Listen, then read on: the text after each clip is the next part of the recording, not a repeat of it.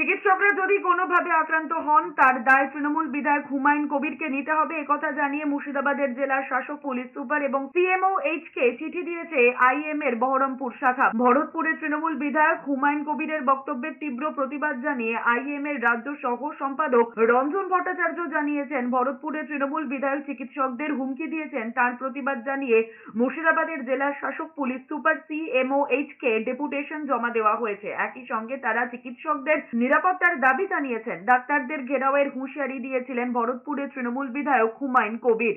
IAS IPS দের একাংশকেও আক্রমণ করেছেন তিনি বলেছিলেন পাবলিক মোর্চে ডাক্তাররা সুরক্ষিত থাকবেন কি করে। তার দাবি ডাক্তারদের ঘেরাওয়ের অধিকার সংবিধান তো দিয়েছে। তিনি বলেছেন আরজিকর কাণ্ডের বিচার তিনিও চান, কিন্তু তার জন্য মাসের পর মাস পরিষেবা বন্ধ করে দেওয়া মানা যায় না।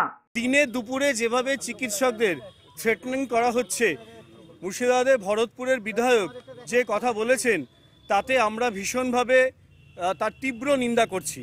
আমরা মনে করছি যে কর্মক্ষেত্রে আমাদের যে নিরাপত্তার দাবি, সেই নিরাপত্তার দাবির মূলে কুঠারাঘাত করা হয়েছে এই মন্তব্যের মাধ্যমে।